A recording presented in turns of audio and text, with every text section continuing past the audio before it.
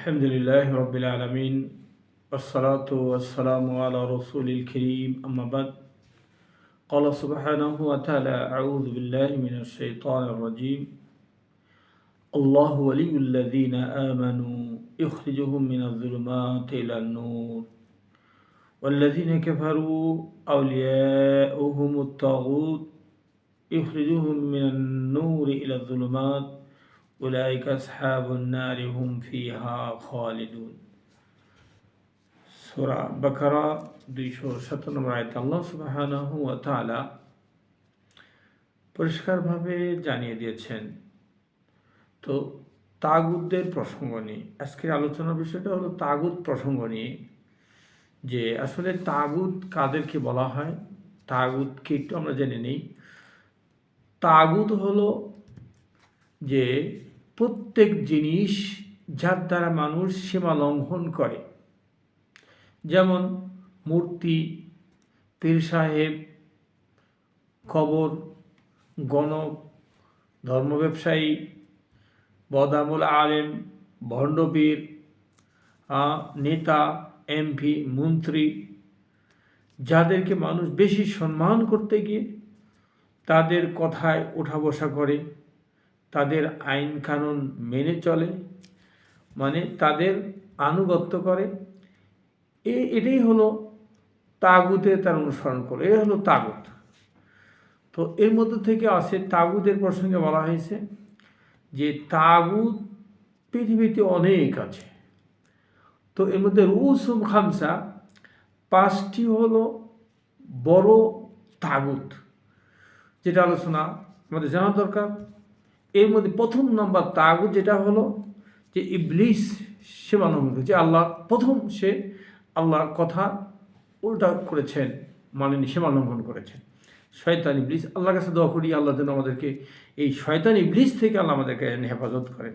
তিনি এত বড় তাগুত, তিনি রক্তের সাথে চলাফেরা করতে পারেন এবং অন্তরে গিয়ে কোনো মন্ত্রণা দিতে পারেন, বিভ্রান্তির দিকে নিয়ে যেতে পারেন। এই জন্য আল্লাহর কাছে দোয়া করি আল্লাহ যেন আমাদেরকে শয়তান ইবলিস থেকে হেফাজত করুন। এরপরে হলো যে যার ইবাদত করলে সে খুশি হয়, ইবাদত করলে সে খুশি হয়, সেই জন্য এটাও আছে যে তার ইবাদত করলে, তার পায়ে সিজদা করলে সে খুশি হয়ে যায়।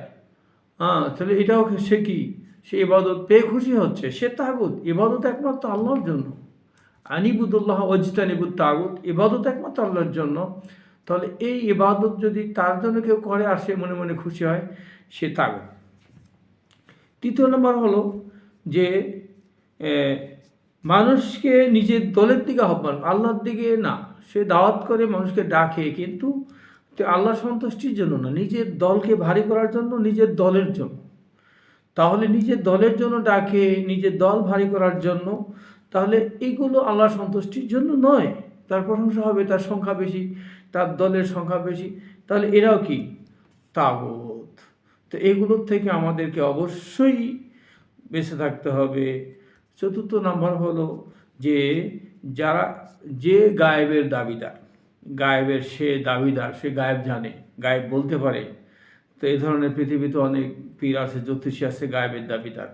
অতএব এই লোকগুলো তারা তাগুত, যারা অগ্রিম গায়েবের কথা বলে, দাবি করে, তাগুত। এগুলোর থেকে আমাদের বেঁচে থাকতে হবে।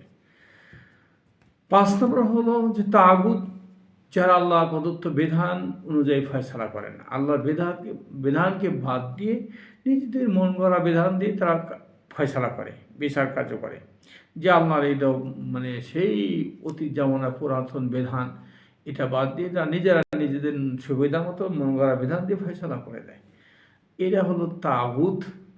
অতএব আমাদের এইগুলোতে বেঁচে থাকতে হবে, কারণ আল্লাহর বিধান এটা হলো আল্লাহ বিধান দিয়েছেন, এটা কিয়ামত পর্যন্ত এইটাকে বাদ দেওয়ার, অস্বীকার করার, অপছন্দ করার কারো কোনো ক্ষমতা নেই। যারাই বাদ দেবে, অপছন্দ করবে, মনে করবে এগুলো সেই পুরাতন বিধান, এই হলো তাগুত। আল্লাহ সুবহানাহু ওয়া তাআলা প্রত্যেকটা বিধান হলো পৃথিবীর সৌন্দর্য। বিবাহিত মানুষ ব্যভিচারী করেছে, প্রমাণ হয়ে গেছে, পাথর মেরে ফেলো।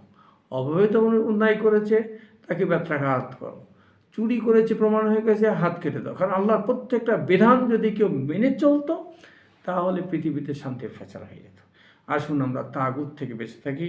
আল্লাহ সুবহানাহু ওয়া তাআলা আমাদের সবাইকে এই বড় বড় তাগুতগুলোতেই বেঁচে থাকার তৌফিক দান করেন। বারাকাল্লাহু ফিকুম।